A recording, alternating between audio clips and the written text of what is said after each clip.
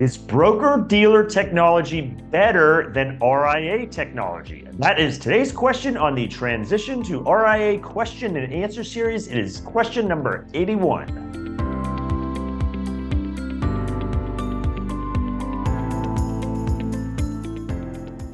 Hi, I'm Brad Wales with Transition to RIA, where I help you understand everything there is to know about why and how to transition to the RIA model. If you're not already there, if you head on over to transitiontoria.com, you can find all of the resources I make available from this entire series in video format, podcast format. I have articles, I have white papers, all kinds of resources to help you better understand the RIA model and what it would mean for your practice. Again, transitiontoria.com.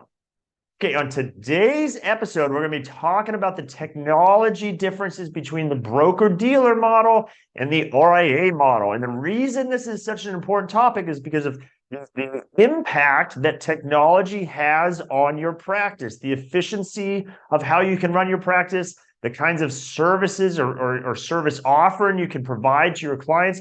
Technology is extraordinarily important and will only continue to be extraordinarily important as new innovations, new technologies come along.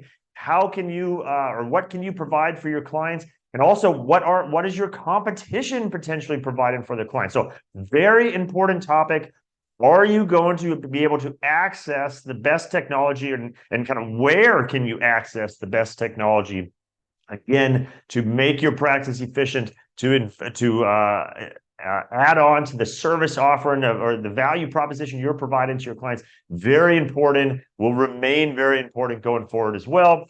So that's why I want to make the episode on today. Now, for starters, the answer to this is oftentimes a big misconception out there in the marketplace. So there are folks that will tell you that the broker-dealer technology is better than the RIA technology. And I'm here to tell you that is a giant misconception. And for starters, you have to be careful about who is telling you that misconception. So if you are at a large, for instance, wirehouse firm, they will naturally tell you the technology is better where you are at because they do not want you leaving and going into the independent space or into the RIA model.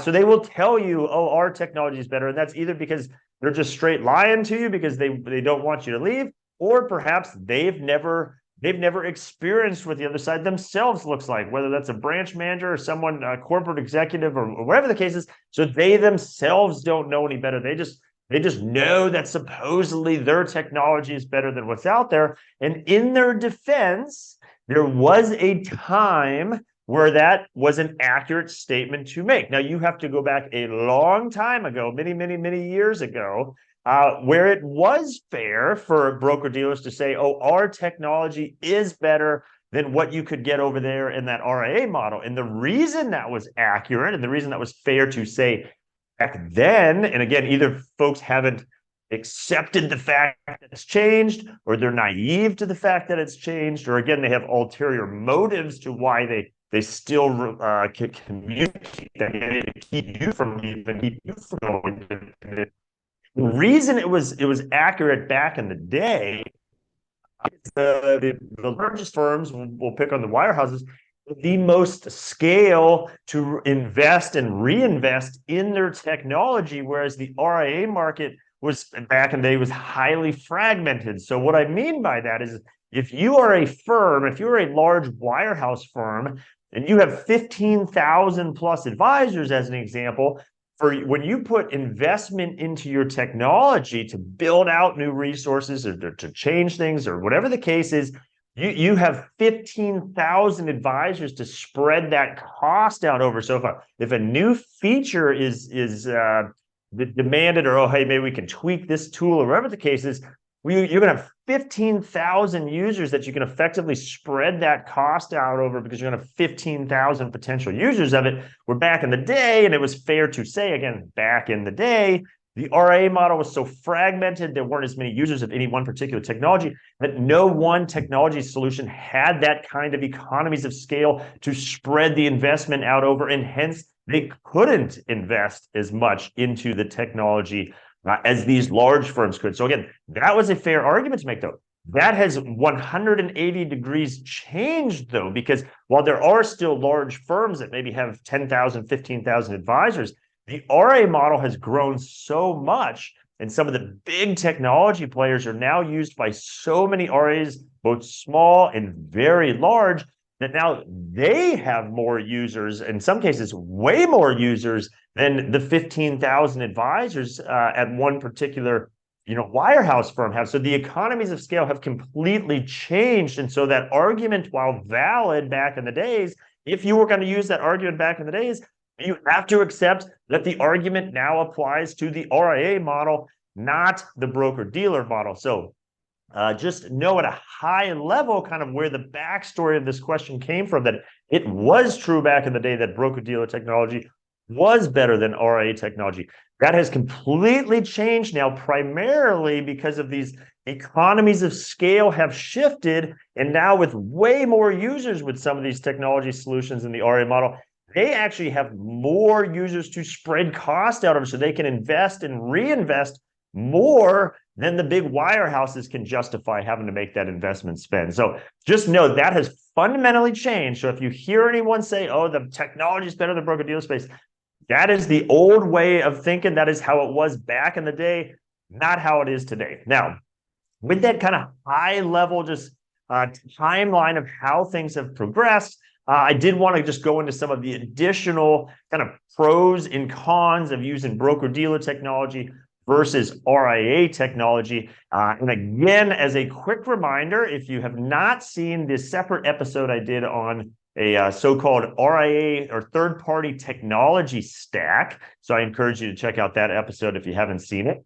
But in the RIA model, the traditional, not always the case, but traditionally most RIAs set up to where they have a third-party technology stack. So they're using technology solutions that are separate from the custodian. They're not provided by the custodian. They are separate from the custodian. Now, there are some custodians whose value proposition is they do provide you a lot of the technology, and they do have a technology layer into their offering, and that could be worth your consideration as well. But for the sake of this episode, just understand most RIAs set up with that third-party technology stack that's separate from the custodian. And so when you look at the pros and cons, that's what I'm going to be referring to, is about this kind of third-party technology stack. And just to give you an example of why one reason you might want that third party, and I've done an episode on this as well, is as an RIA, you might eventually be, as they say, multi-custodial. So you might have more than one custodian. So if you were using the technology of a particular custodian and that was your sole kind of technology source, it then makes it a less efficient practice if you're going to have another custodian and you have to use different technology for that approach. So hence you have this kind of third-party technology stack that can work with more than one custodian at the same time. And so your kind of user interface process stays the same no matter which custodian you use. Again, I've done episodes on being multi-custodial and how that process works, so you can check those out as well. But again, for the pros and cons, I'm about to go over just in the RIA model, I'm talking about having a third-party technology stack. So to start with, I want to talk about some of the cons of the broker-dealer technology. I talked about how that investment spend has changed. But I want to go through a couple more bulleted items as well. So the first one was that just that less economies of scale. They have less users, even though it's still a lot of users. They have less users to invest in their technology than a lot of the big RIA model technology providers have. The next one is in that broker-dealer environment. So if you have a large broker-dealer, you're using generally proprietary technology of that broker-dealer, particularly if it's wirehouses. That's almost exclusively proprietary technology that firm has built for themselves. The only users of that technology are their advisors, and that creates a number of issues. So, for instance, again, there's that. Okay, that can they afford to reinvest as much as other players can? But also, you're now essentially your technology is wedded to that firm. So if you ever want to leave that firm, you can continue using none of that technology. That is proprietary to them. And a particular example I'll give you that I'm not a fan of, if you can avoid it, is using a proprietary CRM of your firm. And the problem is, If you leave, if you go independent, if you go to the RIA model, you can't take that CRM with you. You can't take that CRM data with you. And so that is a problem of using proprietary technology. It's the same thing if you have your clients in proprietary investment products of your firm that can't be brought elsewhere. Why do you think they do that? They don't want you to be able to leave and make it as easy to take those investments with you. So just like I encourage you to strongly consider not using proprietary investment products, recognize the challenge of using proprietary technology. You can't take it with you, and even if you like it, you can't take it with you. So that is a con of broker-dealer technology, and I'll get into how it's kind of different in the RA model here in a moment. But that's one item. Next up is you can't. In that broker-dealer model, again, you're using that proprietary, we could call it a tech stack that your broker-dealers provided. You can't easily add new technology tools that come up in the marketplace that you say, oh, wow, this is a great new tool. Oh, I'd love to use that. Because again, typically these firms are set up that the only technology you're provided with and able to use, allowed to use, is the proprietary technology they have created. So if some cool new technology comes along, a technology provider, and that's happening all the time, there's now dozens upon dozens of fintech tools out there. Typically, if you're in that broker-dealer world, particularly the wirehouse broker-dealer world, you're not allowed to use those extra tools unless and until your firm has fully vetted that tool.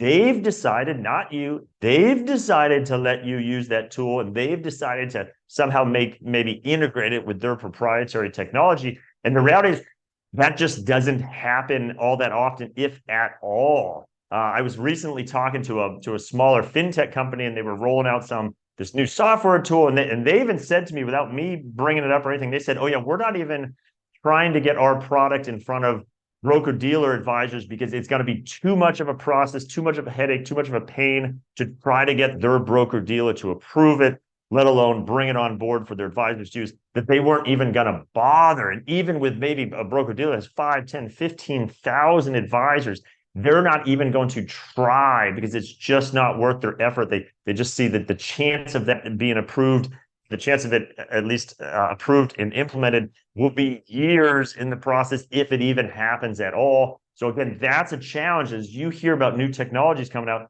more than likely, your firm is not going to allow them and is never going to approve them. And if they do, it's going to be years after your competition and other models that can start using it right away have begun to be able to use it. So again, that's a challenge too, is being able to add new technology, new third-party tools in that broker-dealer model. And then the last part, and this is not an exhaustive list, but the last kind of con of broker-dealer technology is you have no pricing power over what you are paying for that technology. So make no mistake, part of what your firm, if you're at these large broker-dealer firms, part of what they're providing for you is the technology, is that technology stack, their proprietary technology stack.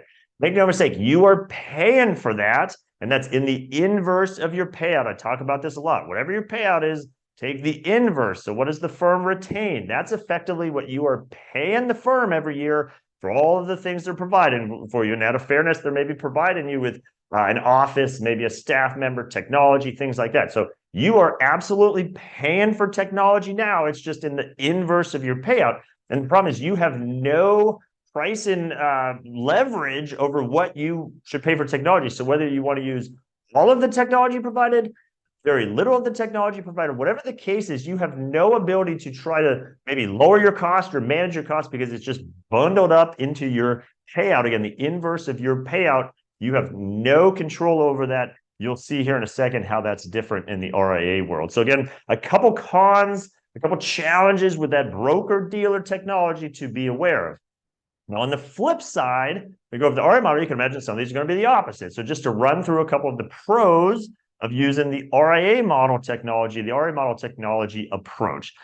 So the first one, in particular, if you start your own RIA, is optionality. You can use whatever technology you want to use. And again, there's dozens of fintech solutions out there. You can go out into the marketplace, and if you like a technology, you don't have to ask your firm if you can use it. You don't have to wait for your firm to decide how long it's going to take them to implement it, if they ever do. You don't have to do anything. If you like the technology, You do a demo, you meet the team, you figure out the pricing, you do it. You sign up, it is your technology, you implement it. Now, there's certain things you want to make sure that, okay, does it integrate with maybe other tools you're using or your custodian? So there's a couple logistical things to it. But if it's out there and you like it in the RIA model, you can use whatever you want. You don't need anyone's permission to use anything. And one of my favorite things, and this is the most minor little example here, but it's just a tool as simple as like a schedule and application like a Calendly. That has been around for so long. It will make your life so much easier to be able to coordinate with clients and prospective clients and let them pick times that are convenient for them to schedule time to chat with you. And in most of the large firms, you can't even use a simple tool like a Calendly because, again, it hasn't gone through all these approval processes and they haven't agreed to it. In the RA world, maybe that's something you don't want to use, but if you do, you simply sign up and start using it. It is there for your choosing. So again, much more optionality in the RIA space. Next, kind of along with that is as you build out your tech stack, as you build out all these technology solutions you're going to use in that RIA space, if over time you wanted to change part of that technology stack, either replace something or again, add something new to it, you have the ability to do that, again, whenever you want, however you want. You don't need anyone's permission. You don't have to wait. You can make that change. Now, to be clear, most of the time, some of the bigger pieces, some of the bigger components of an RIA technology stack, you wouldn't want to just be replacing at will because there is disruption to that and all kinds of kind of logistical issues with it. So I'm not trying to give the impression, oh yeah, once a year you'll change your financial planning software or anything like that. The optionality is there that if some particular provider does not keep up with the marketplace, does not keep up with competition, you have the ability to change them out to use a different provider. Again, you don't have that optionality in the broker-dealer space. You are using their proprietary technology. So keep in mind what that means. In the RIA space, if you are one of those fintech providers and you know your users can easily, if they wanted to, switch to one of your competitors, you are then motivated because for your existence to constantly evolve the product and make it competitive and make it appealing for your advisors, your clients to keep using and want to retain you as their client. So that is an entirely different kind of competitive landscape than, again, that proprietary all bundled approach in the broker-dealer space. Next up from the pros of the RIA model is, along with that optionality, is again pricing competition. So I kind of alluded to this, but again, when perhaps you're looking for a CRM or you're looking for a financial planning tool, or you're looking for a portfolio management tool, there are multiple providers in each of those categories, and so they have to be price competitive. They can't just set a price that they want to set and just forget what the rest of the market is providing. And so as you search out these tools, you can look at multiple different solution providers for a particular application. And obviously, price alone is not the only variable. You want good value. You want the tool to be able to meet the needs of what you're trying to accomplish. But price is important, what the cost of that's going to be. And so you have the ability to essentially control your cost on that. That if one provider wants twice as much as the next, and the value each would provide is relatively similar, you have control over that pricing process and who you are going to select and what you're willing to pay for it. Again, you have no control when it's all bundled up in your payout, and they don't have anyone to compete with. Their only competition is themselves, and they know that even if you don't like the price of the proprietary tech stack that you're effectively paying, or you don't like the applications they've built out, you have no ability, like I just said, to switch something out. You have no ability to add something. You have no ability to try to negotiate pricing. They know the only thing you can do is leave the firm altogether, which for some of you, and many of you possibly over your career, will do that, will go to maybe an independent approach, the RIA model, and will have all of that control. But make no mistake, that is a big process. That is a big transition. And so they know that they can kind of squeeze you on the flexibility, the economics of that, because unless maybe other things are also an issue for you too, or the other reasons you want to go to the RIA model, you might not ever leave. So they don't have that same marketplace competition that the RIA model has, and that's to your benefit in the RIA model. When firms have to compete against each other, that's what leads to innovation. That's what leads to competitive pricing. You want them competing for your business. You do not have that market environment in the proprietary broker-dealer technology world. And then the last bullet I'll make, or the last thing I wanted to mention, again, a pro for the RIA space is keep in mind the kind of legacy background behind these two technology paths. So in that broker-dealer world, as we call them broker-dealers, now all of these large firms, the wirehouse firms, they are both, they're usually duly registered broker-dealers and RIAs. Coincidentally, most or a large part, if not now more, a majority of the assets are actually on the fee-based side of the house, the RIA side of the house. But make no mistake, they are legacy broker-dealer firms. That's why we still call them broker-dealer firms. For decades, they've been broker-dealer firms. They were started primarily or solely as a broker-dealer. They didn't even offer fee-based solutions. So the decades of legacy infrastructure, technology, personnel that is building and maintaining that technology in the broker-dealer side, all was born from a broker-dealer mindset, which is fine because at the time that was all built, that was the mainstream model in the marketplace, was that broker-dealer model. The problem for the big firms is the wind has changed. The world has moved. The industry has shifted now to more and more fee-based approach to working with clients. And their legacy technology was built on a broker-dealer mindset. So these firms are having to spend a lot of money to evolve those solutions, those applications to support a more fee-based model of working with clients. And yes, they are making progress with that, but there is a difference there when you've essentially built a house, you've built a foundation, and now you have to rebuild the house while in place, and because times have changed.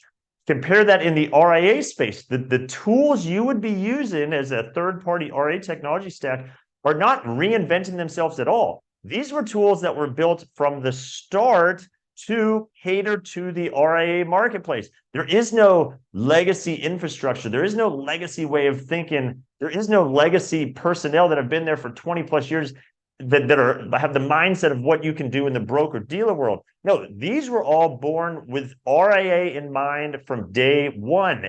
Everything about how they've been built is to accommodate the fee-based advisor. So just think about it. Which of those technologies, just at that layer alone, is most likely to provide the specific needs of a fee-based advisor, to be nimble to the change in needs of a fee-based advisor? And you can tell the difference. One side is essentially this giant cargo ship trying to turn the cargo ship around and head in another direction. It's this big lumbering, rusted cargo ship trying to turn around. The other are these little speedboats that were started from scratch to accommodate the RIA model. Just think about the ability for these firms to innovate and what they've been able to accomplish so far, knowing their backgrounds. So that's just a couple comparisons of broker-dealer technology to RIA technology. Again, to be fair, years ago, decades ago, the broker-dealers did have the edge. They did have the advantage. It was fair for them to say their technology was better. That world has changed. It is a misconception for anyone to tell you that the broker-dealer technology is better than the RIA model technology. Again, that is people either telling you that because they don't want you to leave and go into the independent space, or they simply just don't understand it themselves either. Feel free to send them to this episode if you'd like to educate them on that. I think that would be quite eye-opening for them to realize. But there are usually ulterior motives for why someone might tell you the broker-dealer technology is better. It was at one point, it no longer is. So just something to be aware of as you consider, hey, should I be looking at this RIA model? How is it different? Again, technology is a big a differentiator between that RIA model and maybe the broker-dealer legacy model you might be at now. So with that, like I said, my name is Brad Wales with Transition to RIA. This is the kind of conversation I have with advisors all day long. It's talking about, hey, where are you now with your practice? What kind of firm are you at? What kind of model are you at? Is this RIA model something you should be looking at? How is it different? How does it work? How do things like technology work in the RIA space compared to what you have now? That's just one of the variables involved in looking at a comparison. And that's something, again, I help advisors with daily, is understanding all this and understanding all the different options they have. So certainly happy to have that conversation with you as well. Again, if you head to transitiontoria.com, you'll find, again, this entire series in video format, audio format. I have articles, I have white papers, and then the easiest thing to do is at the top of every page is a contact link. If you click on that, you can instantly and easily schedule time to have a one-on-one conversation with me, whether you want to talk about today's topic or anything else RIA related. I'm happy to have that conversation with you. Again, transitiontoria.com. And with that, I hope you found value in today's episode, and I'll see you on the next one.